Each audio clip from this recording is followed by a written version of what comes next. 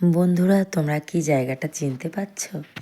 আমাদের বাড়ির সামনের ওই মাঠটা, যে মাঠটায় কালী পুজো হয়েছিল। তো দেখো, বিকালে ছেলে মেয়েকে নিয়ে চলে এসেছিলাম একটু, যাতে ওরা একটু খেলা করতে পারে, আমারও ভালো লাগে না। তো দেখো আমাদের মাঠটা কত সুন্দর, পরিবেশটাও খুব সুন্দর। আর ওই যে কোনায় নীল রঙের বাড়িটা, ওটা আমার বাড়ি, দেখা যাচ্ছে পুকুরের ওপারে। তো এই দেখো আমরা মাঠে ঘুরে টুরে সন্ধ্যাই হয়ে গেছে, প্রায় বাড়ির দিকে যাব।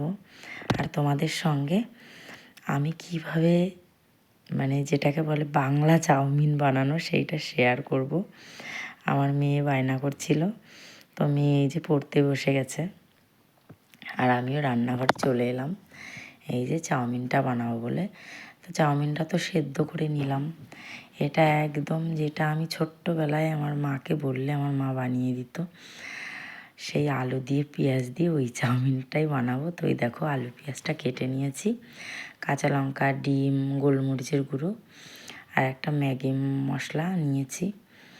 এটা দিয়ে বানাবো, আর কিচ্ছু দেবো না ওতে। তো এই যে সেদ্ধ করে রেখে দিলাম। কড়াইতে তেল দিয়ে একটু লবণ দিয়ে দিয়েছি, যাতে নিচটা ধরে না যায়।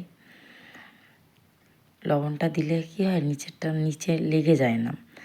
ডিমটা ওই যে ভেজে নিলাম, যেটা সবাই করে। অবশ্য তোমরা আরও আমার থেকে ভালো বানাতে পারো, তবু আমি যেটা বাড়িতে বানিয়ে ছেলে মেয়েকে খাওয়াই, আমি সেটাই তোমাদের সঙ্গে শেয়ার করছি। তো এই যে আলু পেঁয়াজগুলো ভেজে নিলাম। আলু পেঁয়াজটা যখন ভাজা হয়ে যাবে, ডিমটা ওর সঙ্গে অ্যাড করে দেব। তারপরে একে একে চাউমিন সেদ্ধ করা চাউমিনটা ওর মধ্যে দিয়ে, ওই যে দেখো দিয়েও দিলাম।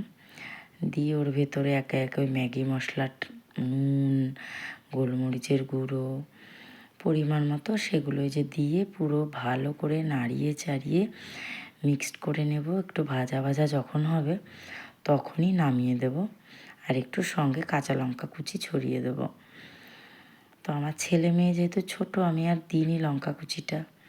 তো এটাই বানিয়েছিলাম। আর তোমরা কারা কারা এরকম বাড়িতে এইরকম চাউমিন বানিয়ে খাও, আমাকে অবশ্যই কমেন্টে জানিও।